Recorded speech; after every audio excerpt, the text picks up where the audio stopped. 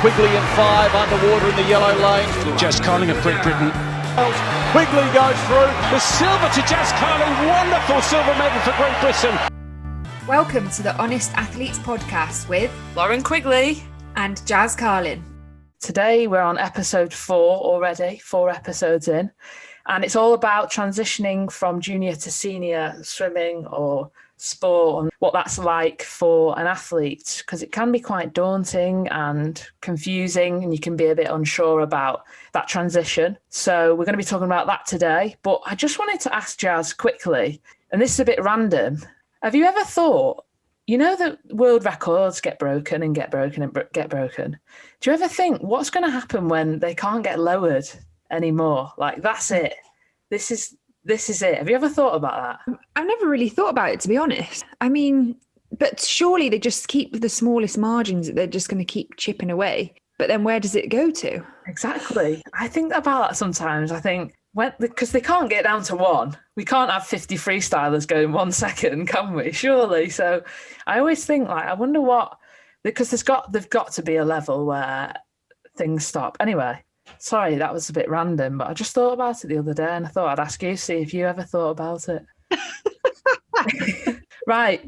Transitioning from junior to senior, what did that look like for you, Jazz? It's funny because it's actually, for me, I think it's such an important topic and one that doesn't always get spoken enough about.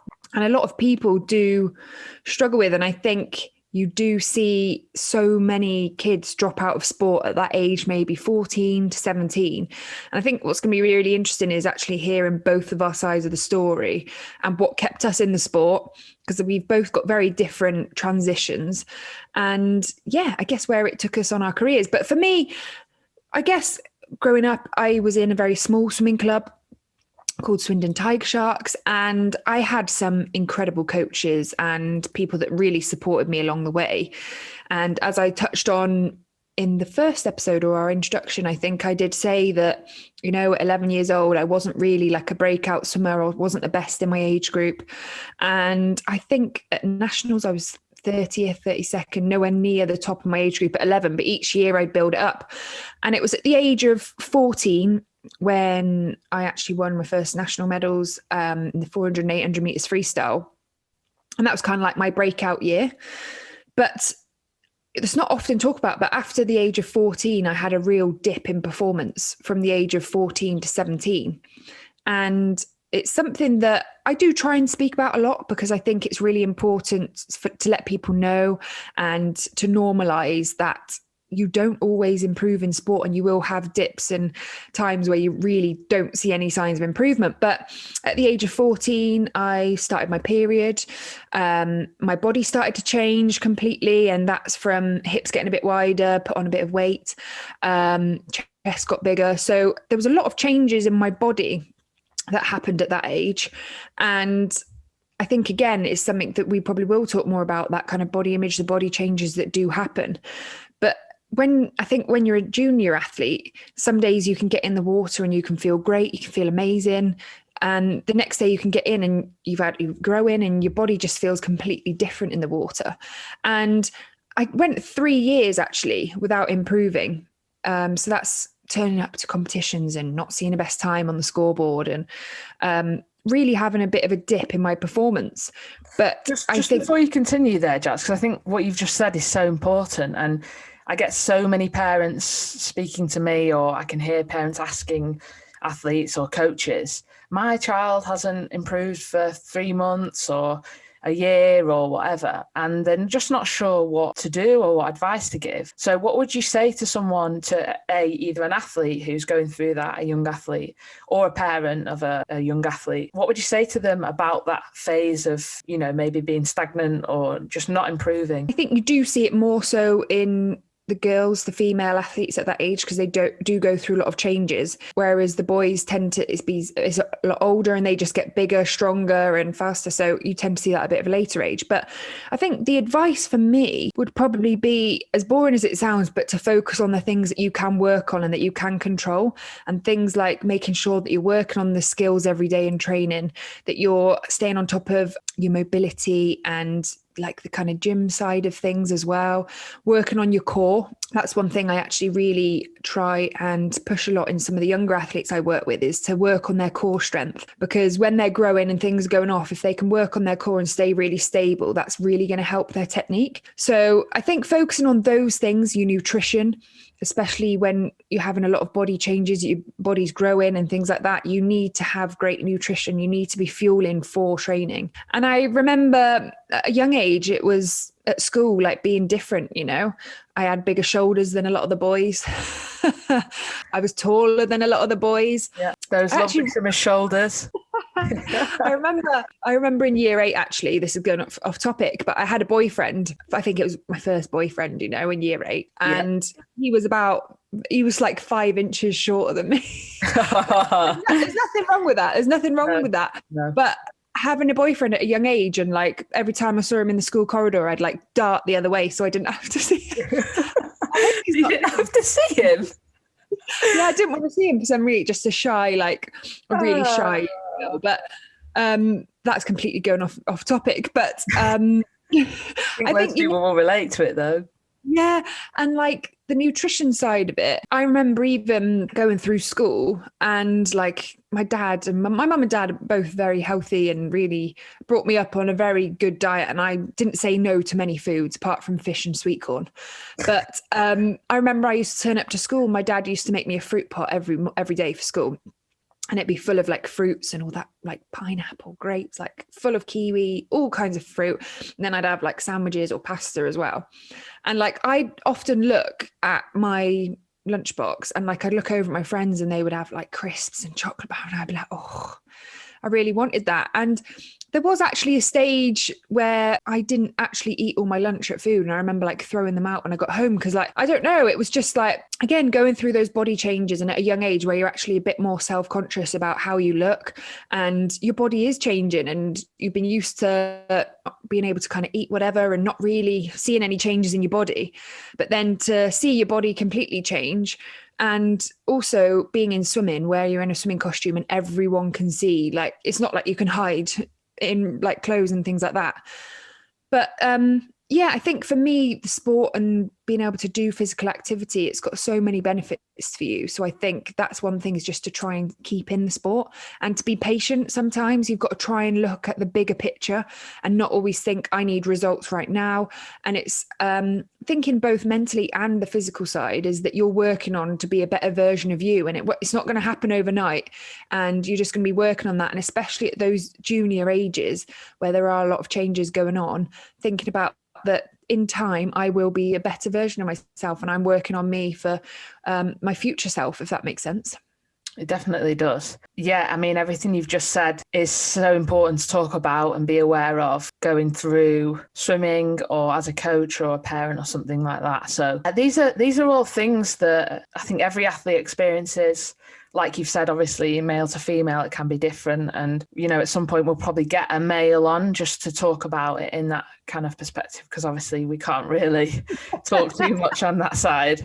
But yeah, I think it's a really interesting topic because, like you said at the start, both you and I have different stories on this. And I never really remember the body changes or anything because I think I've always been the bigger athlete. And so nothing was ever really a shock to me. I didn't really all of a sudden wake up and have massive boobs and, you know, stuff like that. I think I just sort of cracked on and like, I don't know. I don't really remember it as much as some other people do.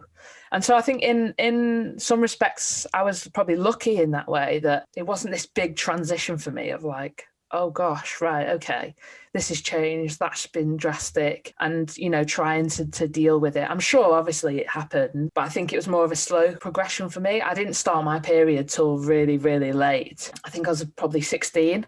So also for me, it was like a load of my friends had already gone through that. And so when it came to me, I was like, oh, okay, I've started my period, cool, like let's crack on, because I'd been around all the other girls that had to deal with it and learn and just sort of picked up on it, and, you know, things that you might experience going through starting your period and everything. And again, I'm sure there'll be a topic on periods and stuff like that because it's super important to talk about. And later in my career, I didn't have one for 5 years and didn't realize how bad that was until a bit too late. So it's super important to talk about. But moving on to the next part is when you're at a club, going from junior to senior and making that jump. For me, it was very easy to compartmentalise and to have two different stages, because I was at Manchester Aquatics for 10 years. It was a fantastic programme for when I was a junior, and I had some great teammates there, and it was a great period for me. I learnt loads, obviously, but I got to a point where I was like, I think I need a change. I want to move to a little bit more of a senior atmosphere. Maybe. What age was that? I moved at, I want to say 16, 17. Yeah, and so I wanted to move, no disrespect to the guys at Manchester. They were fantastic teammates, and not that they weren't senior athletes and stuff like that, but I just wanted a change to transition. Luckily, up north, I had the options of a few different clubs that had 50-metre pools and stuff like that. So I then went to Stockport, was put into a bit more of a senior atmosphere. We had people like James Goddard, Russell Smith, Harry Needs, those people that were a bit older. And yeah, I settled into a senior programme then. So for me, it was quite easy to transition. You're holding your finger up as if, excuse me. So what made you choose Stockport? Because I think that is like a really important question. And what a lot of athletes think is like, well, I feel like I need to move on, but what is the best option for me? So what made you come to the decision to decide Stockport was the right programme for you? I guess you were still staying at home. It could allow you to still stay with your family, which is always a positive thing. Yeah, for me, I was a home bird. I love being at home, even when... And this is something I'll definitely, again, I feel like we say this a lot, but I'll talk a lot more about. I used to get really homesick, and actually Nutty saved me on one of my trips when I was really struggling. So I'm sure that'll come out another time.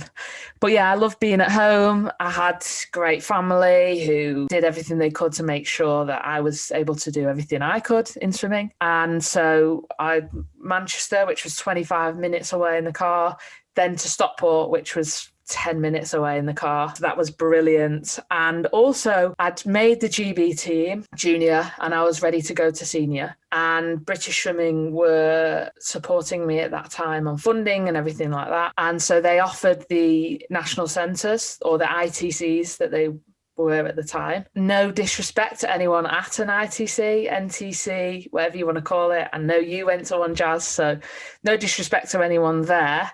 But for me, I felt like there was a lot of egos at them. I like to just be at home with just my teammates. Yeah, I don't know. It just, whenever I went away on a team with British Swimming, obviously egos, there's egos everywhere. It's a GB team, and there has to be that element to be successful sometimes, and some people need that to do well. But I just did not like it at all. And so when we go away and train, I just didn't really like the egos. I like to keep myself to myself a lot on teams, just have a laugh with everyone that wanted to have a laugh, but also avoid certain people that I knew sort of loved themselves in a way, because I just don't really associate with people like that. It was a choice for me not to go to a national centre and to go to Stockport for that reason. Also, when I went away on teams with British Swimming, I feel like I'd get asked, how did I sleep? How many times did I go for a wee? What was my resting heart rate? What socks was I wearing that day? How tight were they? Was I able to walk? Did my knees hurt? On a scale of 1 to 10, was I about to pass out, or was I able to do a max heart rate session? When was the last time I got my hair cut? It was like a full-on interrogation every time we went for a session. And I thought, I can't do, we're in this cup so that we can look at the colour. Everyone can judge you if it looks cloudy on poolside. It was like full-on interrogation. It is intense. And I actually don't think about that, how at times, and filling in like forms every morning or the apps and saying, how stressed are you? How did you sleep? Yeah. Give your body a rating. Like your soreness on every single muscle in your body. You've got to rate it one. Yeah, colour it in. Press it, right? If your thigh's hurting, get that colour to red. So you'd have to sit there and go red. And then you'd go past, you'd go, is there another shade, or will it take me back to green?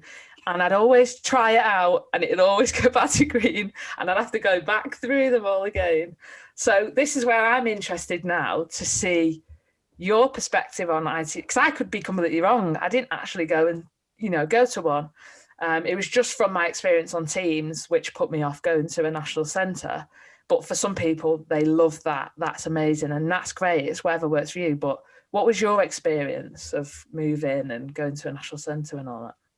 Yeah, it is different. For me, as I said previously, I guess had that breakout year at 14 and really performed, and I kind of had that swim that I was like, oh, this is like my first GB medal, and starting to make a name in the distance world a bit. It was actually funny because Robin Brew, who used to work with and great coach and stuff, and he actually said to me that he was away on a training camp with me once, and he was my group coach, so my lane coach. And I used to always find those training camps so tough. Again, as you said, they're quite intense. And when you're from such a small club, and they used to make us do so much butterfly kick on our back and things like that.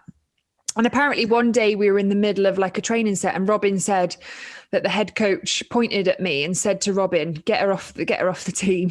I was like, that is brutal. But at a young age, they thought, looking at my skills, looking at me in the water, that I had no chance of actually making it. Oh, wow. And it's only a couple of years ago that Robin actually told me that. He should have told me at the time, because I think I could have taken it. It might have inspired me and motivated me a little bit more. Yeah, maybe. But yeah, I guess having that dip, the changes. My dad actually suffered a stroke when I was 15, and he was in hospital for a couple of months, and having to learn to walk, talk, feed himself, and all those kinds of things again. Luckily, he made good recovery, and he's still with us now. So we're very lucky to still have him with us. But again, a lot of changes and a lot of things going on, as well as trying to manage schoolwork, GCSEs, and trying to swim as well. There's a lot going on, as a youth athlete. And so I guess managed to get through my GCSEs. But for me, I was very lucky that the club I worked with and was swimming at in Swindon, Tiger Sharks, they were actually very honest with me, and they said, look, we can only get a certain amount of hours from the council. We can't get any more hours of training for you. And they actually said to me, we think it's best that you actually move to a bigger club or a centre or somewhere where you can get more training, because we just are too small and we can't give you that support. And I think that's really important. I think in swimming there is a bit of, how do you call it? People get call it as it is. The honest athletes, Jazz, come on. It is the honest athletes. Coaches get quite protective and feel like they just have to keep the athletes, and they're swimmers, and they've got to keep hold of them. Whereas in reality, I think the best thing for me is my club and the coach at the time saying, look, I don't think there's any more we can do for you. We're doing our best here, but if you do want to further your swimming and give the sport a go, then we think it's best that we look and support you in a bigger program. So I think being able to have that honest conversation, and again, if things aren't improving, if your competitions and you're racing and you feel like you're not getting maybe the results that you're training working for, it's about being able to have an honest conversation. And it's not always about, oh no, dismissing it. It's about openly having a conversation. Do you think this is the right program for me? What can I do extra? What more can I do? And being able to be open and honest. I think that's the most, the best way is, we say, being honest on here. So I think even as a junior athlete, it's about being able to ask questions. And for me, looking at that option, I actually moved away at 16. And again, so I moved to Swansea. It was a national centre at the time. It was the only one in Wales. And I was very fortunate for swimming for Wales. And they said to me, look, Bud McAllister is moving to Swansea. We've got him in as one of our coaches. He's known for being a distance coach. He's coached Janet Evans, who's the former world record holder in your events. We're offering you a place to come and train with him.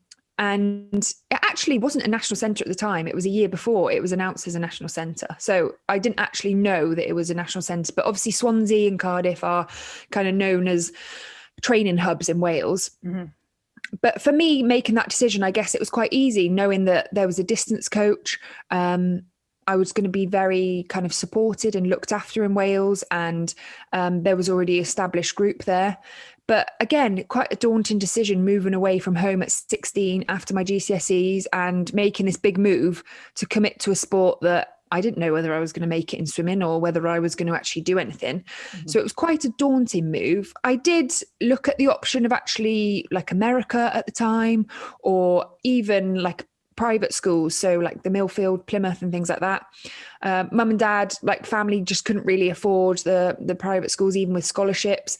And America was an option for me, but I didn't really know enough about the kind of options over there. I didn't really know where was good for distance swimming or all that kind of stuff. So stuck with the decision with Swansea and decided to do college at Swansea College. So I think looking back, it was a really tough decision. Again, like at the end of my GCSEs, saying bye to friends.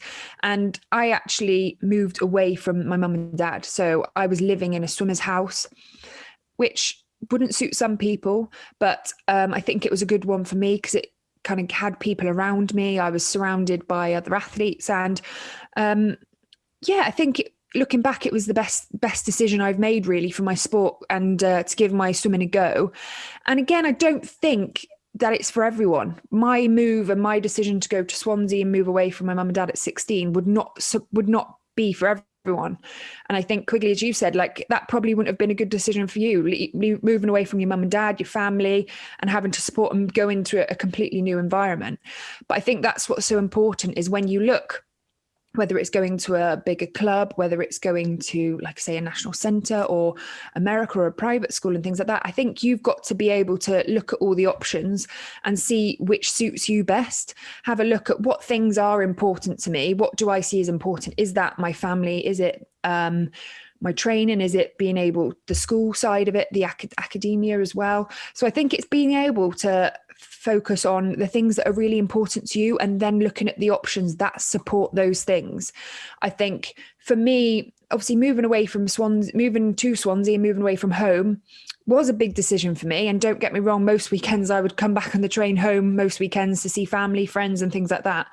But for me at the time, the most important thing for me was to give swimming a go, to see where it take. And I'd had that kind of blip, couple of years not improving. So it was to see where swimming would take me. And at the time, that was a really important thing for me, training. And it gave me the opportunity to learn from all the senior athletes there. I quickly was a tiny fish in a huge pond with loads of big fish. And I think that was actually really good for me because it made me learn.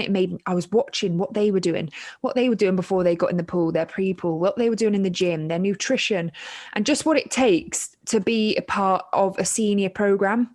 And coming from like a small club where I guess I was one of the better ones in the club, one of the stronger athletes that went to nationals, if you say. But to me, that didn't matter too much. But to be able to go then into a bigger program and have to learn what it takes just to try and represent GB, that kind of opened my eyes to all these new things, that it wasn't just about turning up to swim in and working hard and all those kind of things. It was all the other things that come around it. So I think that was actually really useful for me. And working with Bud, he was, again, a great coach for me, I think at that age as well, when at times, like you worked with Bud and we've got some funny stories with that. He's a funny character, but I think at the age of 16 and I was hormone, I was a bit moody at times with him, and he's so laid back, he's so chilled, and he was just kind of and he was almost like he was almost like a kind of father figure in a way to me, just supporting me. My dad's very chilled, very laid back as well, but I think it was a really quite a smooth transition for me, and I had a lot of support from some Wales that I'll kind of be forever grateful for, because they just wanted the best for me and to support me in any way they could. So I think, that was my kind of transition, I guess, to Swansea. I've never really seen, the national centre side, and I guess as a junior athlete, you do see some of the senior athletes, the ones that maybe won medals and things like that, and you look at them, you're like, wow, like that is like they're, and you say it, egos and things like that, and you'd go away and it's true. But it's only now as I get older, and we've spoke about it on one of the podcasts before and about life after sport, and saying how really we look up to a lot of people in sport because of what they've done in sport and the medals and the shiny things that everyone thinks that is the be all and end all, and that makes them these great people. Whereas in reality, when you get older and you actually realize the people that you should be looking up to are the people that are doing nice things for people. They're kind and they're lifting you up and supporting people. And I think that's way more important, is to be a better person. And it's only now when you kind of step, but yeah, as a youngster, you do look up to the senior athletes and winning medals and think that is like the goal and the dream and the desire. But again, it's about trying to surround yourself with the right people and making sure that people, I guess, if you are looking up to people, that they are the right ones and that they are good people too. It's not just about what they're doing in the pool. Definitely. And I think I'd like to just say, I had loads of friends at national centres. So, it isn't me hating everyone that was at a national centre. Yeah, obviously you, Jazz. But, I do have loads of friends that went and were successful or weren't so successful or whatever. And it is personal preference. It just wasn't for me. And I was lucky because, particularly, there was a few awesome people at Manchester who were great to train with. And then at Stockport, I was surrounded by lots of brilliant people. And so just luckily could be at home and still, feel like I could get what I needed at a programme near home.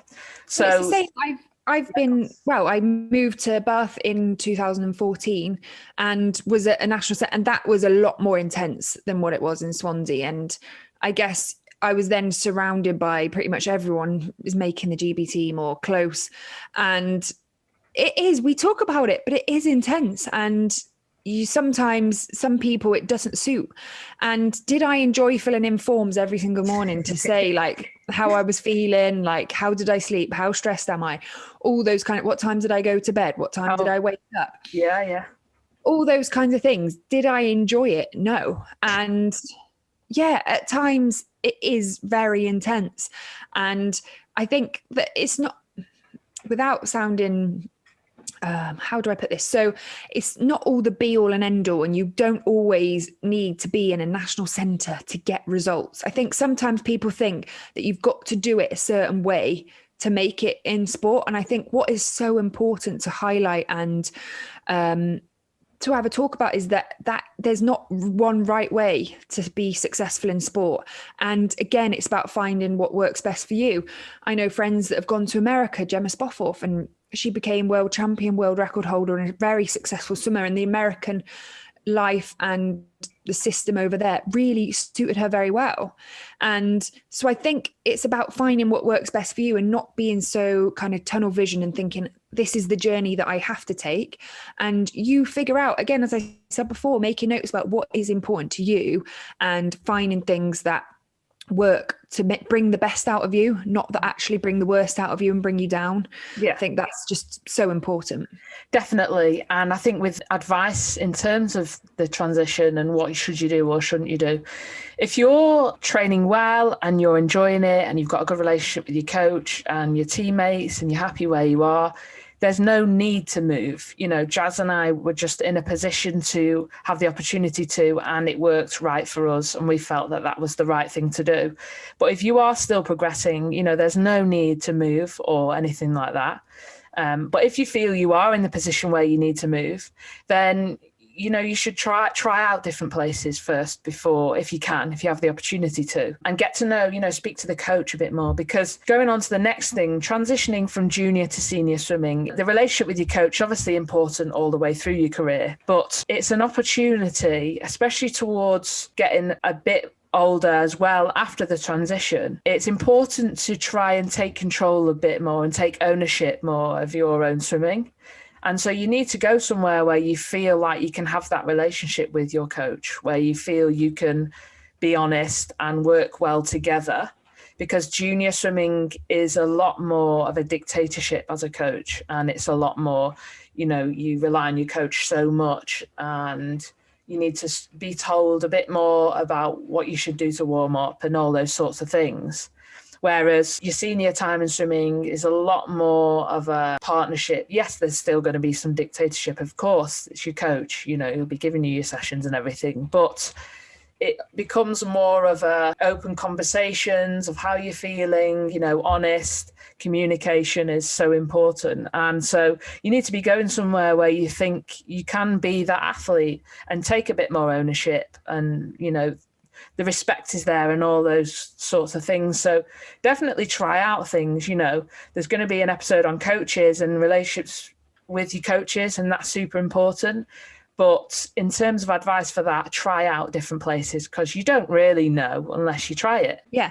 And never be afraid. There's no limit. You can try out wherever and whenever you want. And I think that goes from all kinds of different things. And like with universities and things like that, there is always ways to go for a trial. And if you feel like you need more than a few days, you stay for as long as you feel like you're going to find out the most.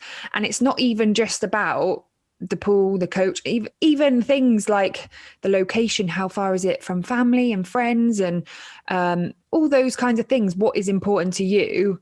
I think that is the same with the place and the studying and all those kinds of things. It's being able to bring out the best version of yourself, and you want to pick the right place, and don't feel like you've got to make a quick decision or being influenced by a lot of other people. It's about finding what works best for you. And again, I was very lucky to have been supported by Swim Wales, and for them to give me that opportunity at that age.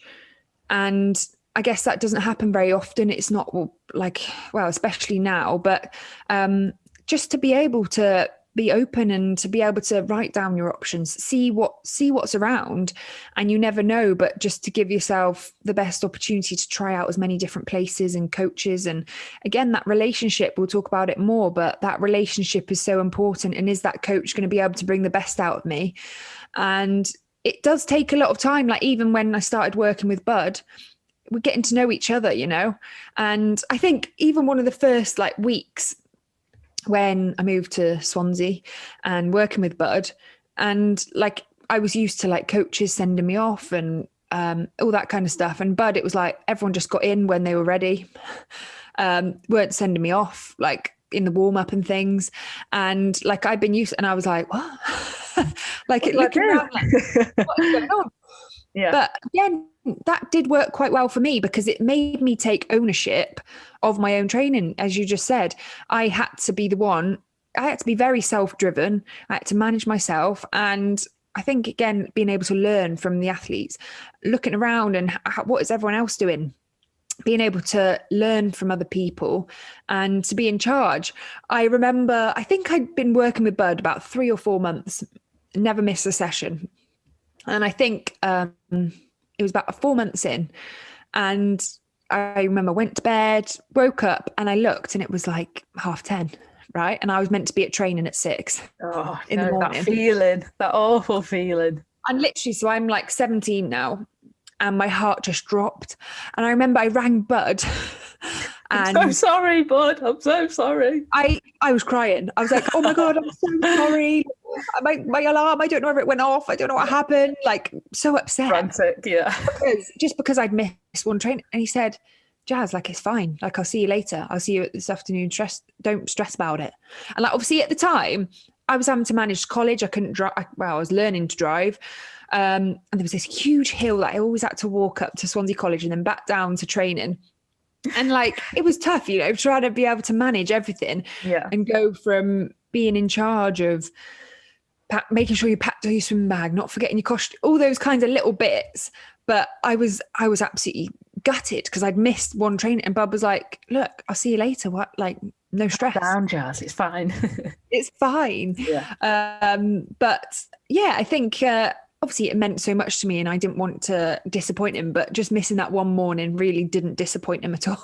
Yeah, no, he was probably quite, oh, thank God she's not here for once. Have a lie in, Jazz, have a lie in. But yeah, it's super personal. We always say it's a personal journey, swimming or sport, and you've got your own timeline, and it's a natural progression. It's not something you need to force, or, oh, I'm 16 now, I should be, moving into senior. It's really not like that. It's just your own, time in the sport and how things naturally progress.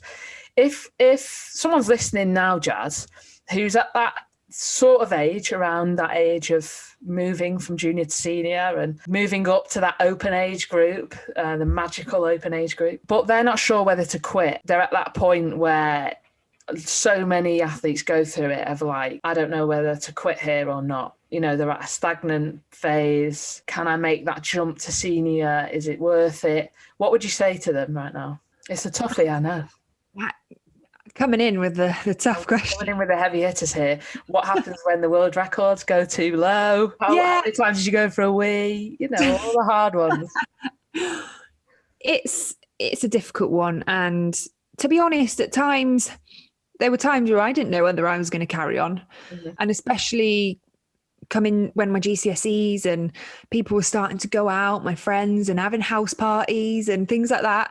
And you're still like turning up to school with wet hair, stinking of chlorine. And everyone's like, what? Can someone smell chlorine? I got that in class once. I'm going, it's not me. No, I don't know. That's weird. But I think what's important for me, I would say, to stay in sport as much as you can.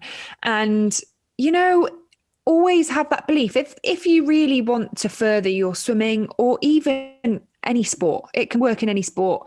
And I think with swimming, what's great is it doesn't just have to lead on to just swimming. There can be in a pool, there can be open water, there can be triathlon, there can be synchronized swimming, there can be diving. Swimming can lead on to so many different things, and modern pentathlon. And I think it is a great sport. Obviously, we are both swimmers, so both biased. And but anyway, but it can lead on to so many other things. And I think at that age where things are changing and people are starting to go out and you're getting tempted with all these different things, like I am so glad. And I am so lucky that I did stay in the sport, and that I'm so glad I made the decision to keep going with it and to persevere and to be patient. And even though I hadn't improved, it was 3 years that I didn't improve for. It was so worth it when I managed to come out the other side and actually managed to see results and to progress and to keep working towards that goal. And I guess if there's that dream or if there's a goal, like at times it will seem cloudy, like the goal that you want to achieve, you might not be able to see it. You might even not even be able to think about it, but just keep working on yourself. Just keep going and give it a go. And you just never know where it could take you. And we spoke about it before that even if you walk away from a sport and you didn't come away with a certain amount of medals or certain amount of results, that doesn't mean that you are any less of a person or any less of an athlete than someone who has. And I think if you can dedicate yourself to a sport and like you look back later in life and you think, wow, like how amazing was it that I actually got to do a sport for so long, and the people that I met. And that's one thing that I look back on my sporting career and swimming career is the people that I met, the memories that I made, how much fun I had. Like some of the people at my old swimming club, some of my friends, like we used to have such a good time, and the stories that we still talk about now will live with me forever because they are just some of the best memories. And I think that's what makes it so special. So I think just persevere, keep going with it. And no matter what sport that is, just to keep going, because I just obviously am very passionate about getting people moving and enjoying sport in some way, but in particular swimming. But yeah, just to give it a go. And you just never know where it could take you, but always have that belief and confidence in yourself and be patient. I'm very conscious. I feel like I've just waffled on just to answer one question there. Yeah, sure. God, no, I'm kidding. One thing I'm actually really interested quickly, which I haven't asked, is obviously, did you do European Juniors? Yes, and I was literally going to bring this up next because, well, I was going to bring it up earlier, but again, you just wouldn't stop talking. So, no, I'm kidding. No, you reminded me of something before. Going from junior to senior, European Juniors is everything. I don't know if it's the same for you, but are they going to juniors? Oh, they're going to juniors. Oh, they've nearly qualified for juniors. Oh, they went to juniors last year on the younger age group. And everyone was like, oh my gosh, that's amazing. So it's all about juniors, European juniors. And it was the be all and end all. And if you didn't go to European juniors, that was it. You weren't going to make it. You may as well quit there right now on the spot. And so, because the atmosphere was like that, it really discouraged a lot of swimmers at that age.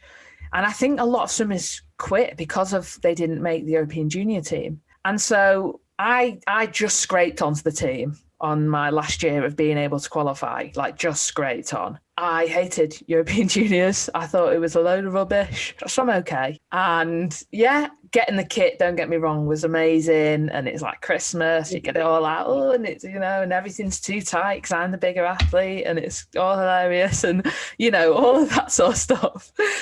But I did European juniors. I got a medal there and stuff like that. But it really wasn't everything that everyone had made out to be. And actually, I think maybe 2 or 3 of us from that team went on and made the senior GB team. So it had no correlation whatsoever to you go to the European juniors, you've made it. And it's so funny to go through that phase, come out the other side and see actually it's not like that at all. But when you're in it and you're that age, it really feels like life or death. But I don't know what your European juniors was like. Yeah, fairly similar actually. Yeah. And again, it's like when you speak to athletes and the younger guys now and like how European juniors or the junior competitions are like, yeah, they're the ones you want to go to. And it's like so true because like you kind of set, I guess, your goal for this and it's like the biggest thing and then you go on to the next thing and it feels like the biggest thing. But looking back at European juniors, again, no. Their experiences. I think first year I actually managed to qualify, but it was for a relay. Yeah. 4x2. I think I was 4th fastest, 4th nice. or 5th actually. Just swam the relay. Mm-hmm. And I was pretty in awe again, even if like Fran also, like good friend, like she was on the team then. And she was winning like gold medals and she was just like amazing. You were like, wow. Yeah. And Fran was one of those people that just amazing at a junior level and amazing at a senior level too. And that had such a great transition. She was making senior teams probably at 16. Yeah. Whereas I was kind of like still developing and like, whoa, like, so yeah, managed to qualify for relay first year. And then the second year, I think I qualified just for the 800 and again I didn't get a medal, was nowhere near the best in my age group and I didn't really have a positive experience actually. I remember I didn't swim that well. This was the year that my dad had a stroke and he actually managed to come out and watch me, I guess because he wanted to see me. Where was yours? Can I ask? The second one was in Mallorca, Palma. Oh, nice. Yeah, so quite a nice place. And what year was that? 2006. You're making me feel old now. I just say mine was Belgrade 2011, but carry on. At least you're in this decade. Yeah. Oh no. Oh no. Anyway, that was the episode. Thanks for coming. No, I'm kidding. So 2006, and I remember the team manager at the time absolutely flipped at me. So basically, I'd just done the 800 and I hadn't swam well. I didn't actually know, but my dad was suffering with a lot of seizures in Mallorca while he was there and in hospital. And my mum and dad actually kept that for me at the time. Mm-hmm. But I was there and obviously I hadn't swam well, but again, a lot of different things going on. I wasn't on my best and I wasn't winning a junior medal. Yeah. Big deal. Anyway, the team manager went off at me. Because I was like cheering everyone on and I was trying to actually make the most of the experience and have a good time. And she basically went off at me and was like, how dare you? Like, you haven't swam well. And like, basically that I was having a good time and I couldn't have a good time because I didn't swim well. And I was like, what? Like, you're actually sucking the life and the fun out of, like, honest to God. Who gets told off for like cheering people on and actually smiling and looking like they're having fun at a competition? Yeah, I haven't swam well. I didn't swim at my best, but that doesn't make me me look like I've got to have a disappointing rest of the week and look miserable. Like, surely having a good time and actually cheering everyone on is helping the rest of the team. I'm being a team player. But no, she wanted to put me down. It's funny because a couple of years later, like, I was so upset. Like, I was so upset then, you know, when like someone, like one of the staff having, like, has literally flipped at me. And I was really upset as a junior. Like, I was like, oh my God, like, they're going to hate me. They're never going to put me on a team ever again. And then a couple of years later, when I'd obviously moved to Swansea, started to swim quite well again, she comes over to me being all nice. And I was like, no, love. This is not how it works. Fingers come out. No. Yeah. I was still scarred from her, like, literally going at me when I was 15 years old. But yeah, so not the best experience for juniors. But I think, again, it's not the be all and end all. And you see it so often where swimmers don't make it to juniors, they don't qualify, or they don't swim well at juniors if they go, and they still make it in a senior level. And it's not taking it away. Like, it's still an amazing. I was just going to say, again, no offence, because juniors, if you make it, fantastic, and enjoy it, love it. You know, it's awesome to be able to qualify, but it is not the be all and end all if you do or don't go. Yeah, I think that's the most important thing. And to not be discouraged if you're not one of the best in your age group at 14, 15, 16, you know, or if you're not making a junior team, or if you don't get picked, or if, like, don't be discouraged. Don't let that be something that's going to put you off, because you'll have your time and you will keep going. And as I said, if you focus on all those little things that you can control, when you do get back to it and when you do grow and develop, you're just going to come out even better and stronger than ever before. That was just a fantastic note, I think, to finish on, Jazz. It was really inspirational. I think I'm going to get back into the pool. Oh, wait, we can't. Yeah, lockdown. Oh, wait.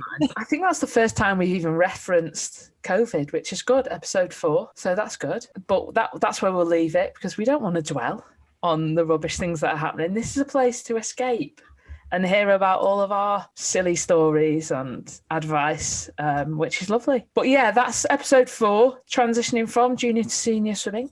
I hope you've enjoyed the episode and learned something or can take something away from the episode. Don't forget, the episodes come out every Wednesday and they're on all platforms: Spotify, Anchor, where else? Oh, Apple Podcasts. Don't forget Apple Podcasts. Don't forget Apple Podcasts. And also YouTube, if you want to look at our lovely faces whilst Today I wore a Disney World jumper.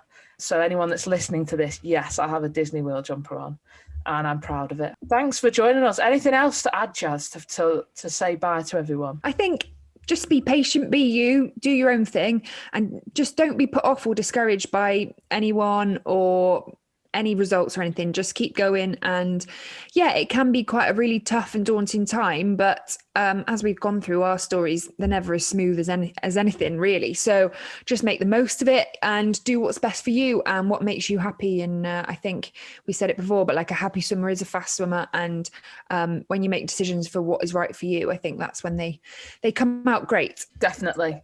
And so yeah, thanks for listening, and we'll see you next week for another episode on The Honest Athletes.